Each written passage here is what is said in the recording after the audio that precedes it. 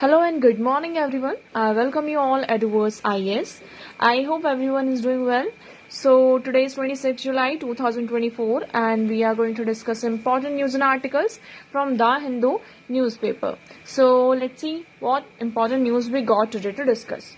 But before starting the video, for PDF join Telegram channel Eduverse IS.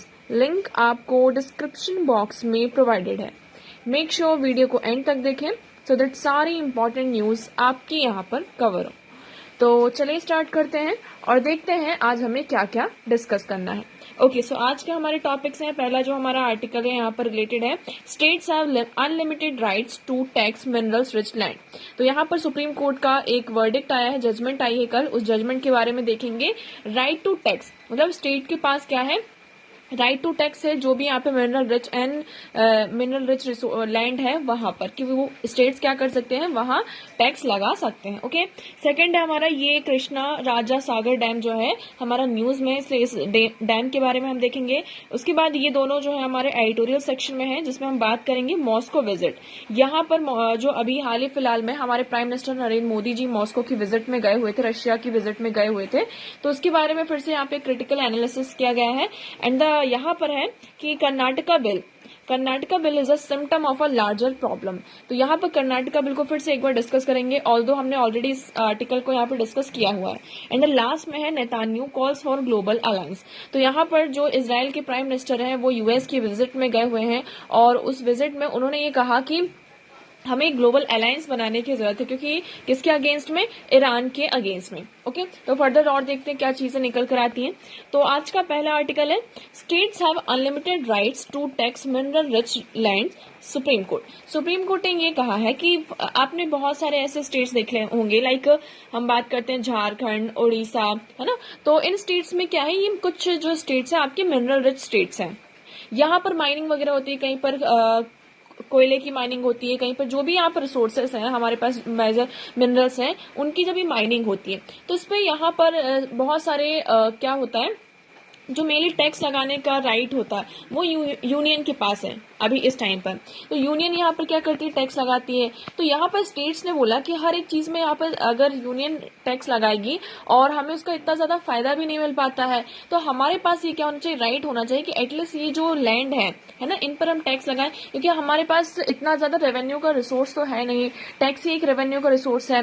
तो इन सब states ने क्या किया, मिलकर सुप्रीम कोर्ट में पिटिशन फाइल की. सो अ 9 जज constitution bench headed by chief justice of India, उन्होंने ये कहा कि मेजोरिटी 8:1 रेशियो के इससे यहाँ पर आती है that parliament can not limit the power of state legislation to tax mineral bearing land and queries.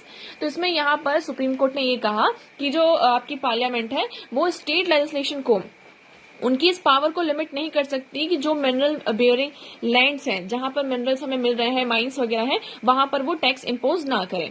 So the judgment freeing states from the restriction impose by the centre. तो centre के यहाँ पे जो रेस्ट्रिक्शन से है ना tax को वो करने के कि टैक्स नहीं लगा सकती, तो इस रेस्ट्रिक्शन को यहाँ पर क्या करती है, आपका फ्रीज करती है. Okay, so in its tune of federalist principle of the governance any dilution in the taxing power of the state legislation will necessarily impact their ability to raise revenue. अब देखिए क्या होता है, अगर स्टेट्स के पास tax नहीं लगाएंगे तो एज सच उनके पास कोई बहुत बड़ा मेजर सोर्स नहीं है कि वो क्या करें, यहाँ पर उनके पास रेवेन्यू जनरेट हो. तो इनकी जो रेवेन्यू रेज करने की एबिलिटी है ये उसको इम्पैक्ट करेगा. आई होप आपको यहाँ पर इतना क्लियर होगा. सो देखिए छत्तीसगढ़, झारखंड, उड़ीसा, ये कुछ यहाँ पे मिनरल रिच स्टेट्स हैं जहां पर हमें ज्यादातर देखते हैं कि continue to have per capita income becoming a low in national average. लेकिन इन स्टेट्स की अगर हम लो पर कैपिटा इनकम देखते हैं, ये इतने ज्यादा मिनरल रिच रिसोर्सेस, मतलब कि स्टेट्स हैं, ये कैसे स्टेट्स हैं, आपके मिनरल रिच स्टेट्स हैं, बट अगर इनका हम पर कैपिटा इनकम देखते हैं तो एवरेज जो होना चाहिए ये क्या है, उससे भी ज्यादा लो है. ओके, सो आई होप आपको यहाँ पे क्लियर होगा. सो आप देखिए यहाँ पर हमारे चीफ जस्टिस ऑफ इंडिया का क्या कहना है कि physical federalism entitles the power of the state to levy taxes within the legislative domain carved out to them and subject to limitation laid down by constitution must be secured from unconstitutional interference by parliament. Okay, so royalty not a tax. तो मतलब यहाँ पर क्या होता था, जैसे कि पहले ये था कि जब सेंट्रल गवर्नमेंट यहाँ पर टैक्स लगाती थी तो उनका जो रॉयल्टी परसेंटेज था, फॉर एग्जांपल छत्तीसगढ़ पर यहाँ पर टैक्स लग रहे हैं, तो इसका, और ये मिनरल रिच क्या है आपका एक स्टेट है, तो इनको रॉयल्टी जो था परसेंटेज वो यहाँ पर दिया जाता था, लेकिन इससे यहाँ पर सारी चीजें थी, तो अभी यहाँ पर आई होप आपको ये क्लियर होगा। ओके, नाउ नेक्स्ट मूव करते हैं। Next article is over 1 lakh cusec likely to be release from KRS dam, flood warning issue. अब यहाँ पर क्या है आपका कृष्णा राजा सागर डैम, ये कहाँ है आपका कावेरी रिवर के कावेरी रिवर में ये आपका डैम पड़ता है। अब इसमें वाटर का ओवरफ्लो हो रहा है, ठीक है, हैवी रेन के कारण यहाँ पर ज्यादा हो रहा है। अब ये कहा जा रहा है कि इस डैम से हम वाटर को रिलीज करेंगे, लेकिन इससे क्या हो सकता है कि जो आसपास के कुछ एरियाज है वहां पे फ्लड रिलेटेड अभी वार्निंग दी गई कि यहाँ पे फ्लड जैसी सिचुएशन भी आपकी हो सकती है, ठीक है। So heavy rain and water release from dam have increase the flow in the Barachukki falls of जमरुंगा डिस्ट्रिक्ट ऑफ कर्नाटका। तो हम बात करते हैं इस डैम की, तो कृष्णा सागर डैम जो है आपका it is a type of gravity dam build in the river Kaveri and it's tributary, sorry ये कावेरी रिवर के आपके उसमें बिल्ड है, और उसकी जो ट्रिब्यूटरीज है उसमें कौन कौन सी, Hemavati and Lakshmana Tirtha in the district of Mandya in Karnataka. तो ये हेमावती एंड लक्ष्मण्या की ये दो जो ट्रिब्यूटरीज हैं कावेरी की, तो इस पर यहाँ पे इसको बिल्ड किया गया है, ठीक है। इसका जो नाम है महाराज कृष्णा राजा जो थे वाडियार, उनके नाम पर रखा गया है, प्रिंस ऑफ मैसूर थे ये। फीचर्स की बात कर लेते हैं। सो डैम है इट इज 621 मीटर, मतलब 8600 फीट तक का है, और 40 मीटर ये इसकी हाइट है। तो इतना ज्यादा नहीं, हमारे लिए यहाँ पे इंपॉर्टेंट हो जाता है यूजेस क्या है इसके। So apart from being the main source of water for irrigation in the most fertile Mysore and Mandya, the reservoir is the main source of drinking water for all Mysore city. तो ये क्या है बहुत बड़ा सोर्स है किसका, ड्रिंकिंग वाटर के लिए और इरिगेशन के लिए भी। Okay, so the water release from this dam flow into the state of Tamil Nadu and stored in the Mettur dam in the slam district. और इससे जब वाटर को रिलीज किया जाता है तो तमिलनाडु में, आप सभी को पता होगा, तमिलनाडु में एक डैम है जिसका नाम है मित्तूर डैम, तो ये उसमें जाकर क्या होता है, वाटर पूरा कलेक्ट होता है। आप इसकी लोकेशन में देख लीजिए, ये कर्नाटक है, यहां से ये आपका कृष्णा सागर डैम है, ये वाला, ये आपकी कौन सी रिवर है, कावेरी रिवर। आई होप आपको ये क्लियर होगा। नाउ नेक्स्ट मूव करते हैं। So the next article is Jio calculus of the Moscow visit. Okay, अब यहाँ पर देखिए अभी 2-3 बार अभी मे बी ये आर्टिकल फिर से आया, 9 जुलाई, ये डेट आप सभी को अच्छे से याद होगी, 8 एंड 9 जुलाई, ठीक है। इसमें क्या होता है, इंडिया के जो प्राइम मिनिस्टर है वो कहा जाते हैं रशिया की विजिट में। अब ठीक है, रशिया की विजिट में इंडिया के प्राइम मिनिस्टर गए, तो इतना ज्यादा इसको क्यों यहाँ पर इशू बनाया जा रहा है? इशू इसलिए बनाया जा रहा है कि आप सभी को पता है कि 9 जुलाई को क्या होता है, यहाँ पर नेटो की 75th एनिवर्सरी को यूएसए में सेलिब्रेट किया जाता है। अब ये दोनों इवेंट आपके एक साथ यहाँ पर अकर होते हैं। ड्यू टू दैट रीजन यहाँ पर क्या होता है, ये इतना बड़ा मेजर इशू बना हुआ है। अब यहाँ पर जब ये विजिट में गए थे, इवन यहाँ पर ये भी कहा गया कि यूएस की तरफ से ये भी आया था कि आप इस विजिट को यहाँ पे पोस्टपोन कर दीजिए, ये समिट हो जाने दीजिए, नेटो का जो ये एनिवर्सरी सेलिब्रेशन है, आप उसके बाद चले जाइए। लेकिन इससे क्या हुआ, इससे हमने थोड़ा सा क्या बताया कि रशिया क्या है, हमारा ऑल वेदर फ्रेंड है, रशिया हमारा ऑल वेदर फ्रेंड है, ठीक है। अभी यहाँ पर एससीओ की समिट हुई थी, तो एससीओ के समिट में प्राइम मिनिस्टर जो थे हमारे इंडिया के, उन्होंने इस एससीओ के समिट को अटेंड नहीं किया था। इंस्टेड हमारे जो एक्सटर्नल अफेयर मिनिस्टर थे उन्होंने इस समिट को आपका अटेंड किया था। इससे एक मैसेज ये जाता है, आप सभी को पता होगा एससीओ में कौन कौन है आपके, चाइना भी है और रशिया भी है। लेकिन हमने यहाँ पर क्या किया, एक बायलेटरल मीटिंग की, किसके साथ, रशिया के साथ। इससे क्या मेजर होता है कि हाँ, रशिया के साथ रशिया अभी भी हमारा उतना ही अच्छा दोस्त है जितना कि वो 1990s में हुआ करता था, है ना। 1990s में जितना अच्छा हमारा रशिया दोस्त था, आज भी वो इतना ही अच्छा दोस्त है। तो चाइना भी एक फैक्टर है यहाँ पर, क्योंकि अब देखिए कि हम क्या है, अब हमें क्या करना होगा, एक बैलेंस बना के रखना है। हमें वेस्टर्न कंट्रीज के साथ भी और रशिया के साथ भी हमें एक अच्छे रिलेशन बनाकर रखना होगा। हम रशिया को ऐसे तो नहीं छोड़ सकते हैं बीच में, ये दूसरी चीज आ गई। तो इस आर्टिकल में बस यही है, ज्यादा आप लोगों को इन्वॉल्व होने की जरूरत नहीं है। इसमें असेसमेंट क्या होगा, देखिए 2022 एंड 2023 यहाँ पर क्या होता है, इंडिया रशिया समिट होती है। दोनों ये जो बायलेटरल समिट थी, इसको इंडिया ने अटेंड नहीं किया, मतलब इस समिट को ऑर्गेनाइज नहीं किया था, ठीक है। 2024 में हमने यहाँ पर जब से रशिया यूक्रेन कॉन्फ्लिक्ट स्टार्ट हुआ है तो हमने कभी ऐसा ये इस वॉर के उसमें नहीं रहे कि नहीं हम तो रशिया के साथ ही हैं, और ना ही हमने ऐसा कभी कहा कि हम यूक्रेन के साथ हैं, है ना। तो हमने डायरेक्टली हमारा ये था मैसेज, हमारा यही इन्वॉल्व हुआ है पब्लिक में, that this era is not of war, statement he made to Mr. Putin at the Shanghai Cooperation Organization Summit in Uzbekistan in September 2022। Even 22 में जब SCO की यहाँ पर समिट हुई थी उज्बेकिस्तान में, तो उसमें हमने ये स्टेटमेंट दिया था, पब्लिक मैसेजिंग दी थी, that this era is not of war, ये एरा वॉर का नहीं है। इतना आपको यहाँ पे क्लियर हुआ, ओके। तो ऐसा नहीं कि हमने इवन जब यूएन में इतने सारे रेजोल्यूशन भी आए तो हमने सारे रेजोल्यूशन से अब्सटेन किया, लेकिन हमने सिर्फ ये किया कि अब हमें पीस की तरफ क्या करना होगा, आगे बढ़ना होगा, ठीक है। अब देखिए एक तरफ से रशिया है और दूसरी तरफ वेस्टर्न कंट्रीज हैं, दोनों चीजें आ जाती हैं। तो अब रशिया हमारे लिए इंपॉर्टेंट क्यों है, क्योंकि ऐसा भी है कि आप देखेंगे यहाँ पर रशिया यूएस की बात करते हैं तो यूएस की तरफ से जो एक्शंस हैं, यूएस भी यहाँ पे वेरियस अलायंस बना रहा है, लाइक हम ऑकस की बात करते हैं, ठीक है, कि जो हमारा पैसिफिक ओशन है यहाँ पर अब हमें क्या करना है, साउथ पैसिफिक जो रीजन है यहाँ पर सबसे ज्यादा किसकी प्रेजेंस बढ़ रही है, चाइना की प्रेजेंस कर रही है। चाइना को क्या करना है, यहाँ पे कंडेम करना। ऑकस क्या है आपका, ऑस्ट्रेलिया यूके एंड यूएस, इनका एक अलायंस है, ओके, जिसमें इन्होंने कहा है कि हम सबमरीन्स को, न्यूक्लियर सबमरीन्स को यहाँ पर क्या किया जाएगा, फोर्स किया जाएगा। उसके बाद क्वाड की बात करते हैं। क्वाड में इसका एक मेंबर कौन है आपका, यहाँ पर आप सभी को पता है इंडिया भी है। तो ये भी क्या है, ये जो मतलब इस वेस्टर्न जो अलायंस है, ये किस लिए यहाँ पर चाइना को कंडेम करने के लिए, सॉरी यहाँ पर किसको, चाइना को कंडेम करने के लिए, चाइना की जो प्रेजेंस यहाँ पर इस तरीके से ग्रो हो रही, उसे हमें क्या करना है, कंडेम करना है, ठीक है। लेकिन अगर हम इंडिया की बात करते हैं, इंडिया अगर रशिया के साथ रिलेशंस नहीं रखेगा, है ना, एक तरीके से हम एक जल्दी से कट नहीं कर सकते। रशिया के साथ हमारा बहुत सारा जो मिलिट्री परचेस होता है ना, डिफेंस जो इक्विपमेंट्स हैं, इसका ट्रेड होता है। अभी हमने यहाँ पर बात की कि हमारा जो ट्रेड है हम उसको 10 बिलियन डॉलर तक इसको लेकर जाएंगे, अभी 5 बिलियन से लेकर 10 बिलियन तक लेकर जाएंगे। और जो हमारी होपिंग है कि 20% लास्ट ईयर से हम इसमें हमारा जो ट्रेड है उसको और ज्यादा ग्रो करने की बात की है।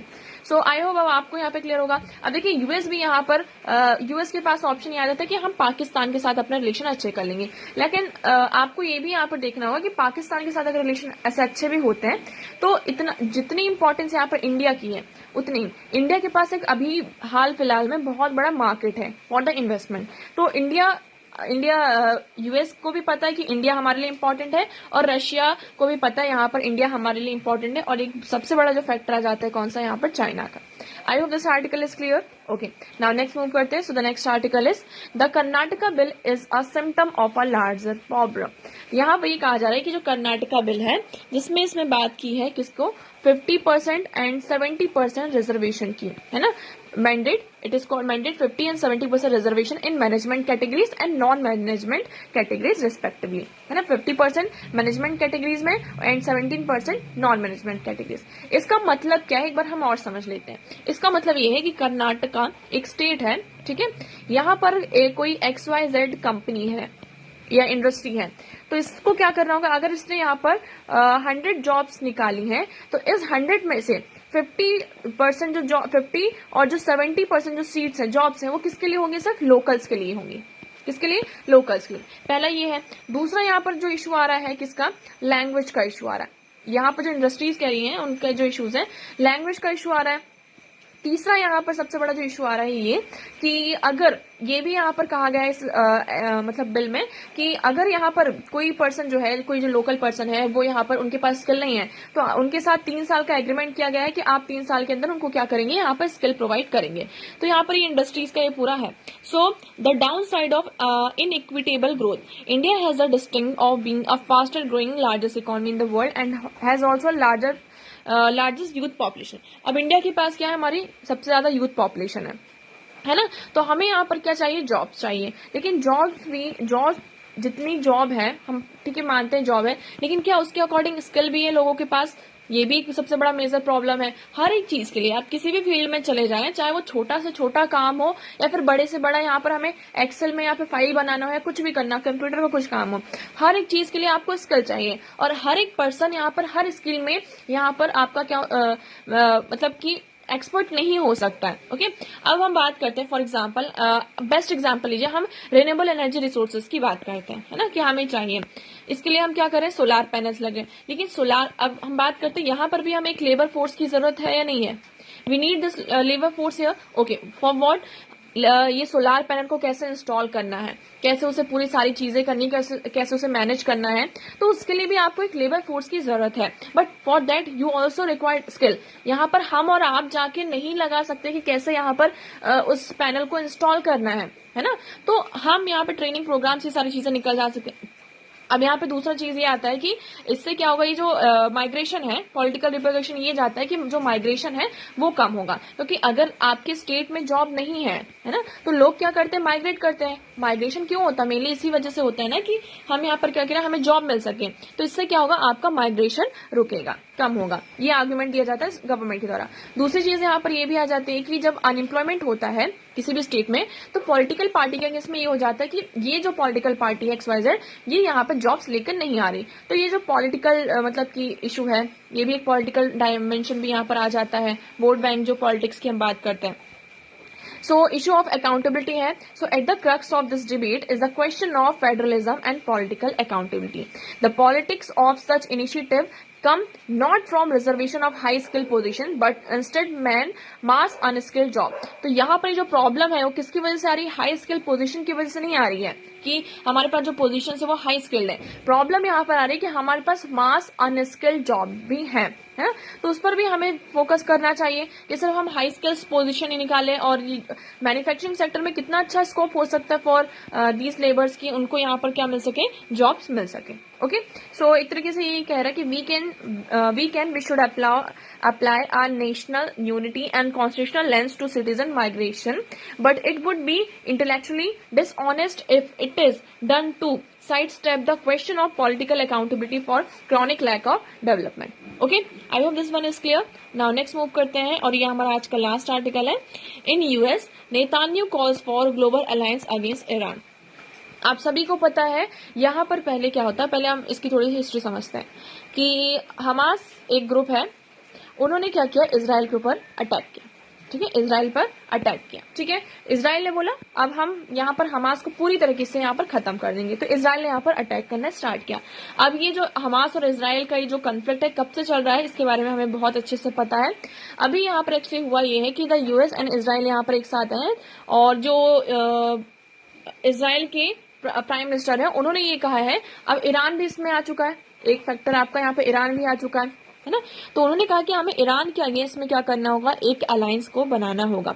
सो US and Israel must stand together, said prime minister in his address to a joint session Congress, adding that Iran was the axis of terror behind almost all sectarian killing in West Asia.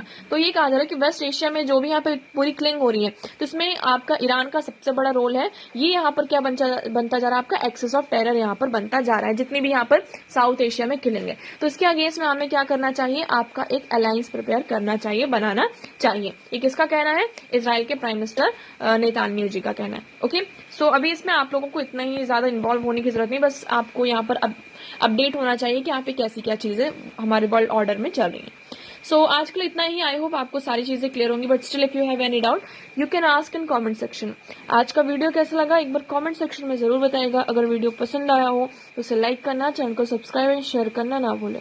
So that's for all today. Thank you so much for discussion.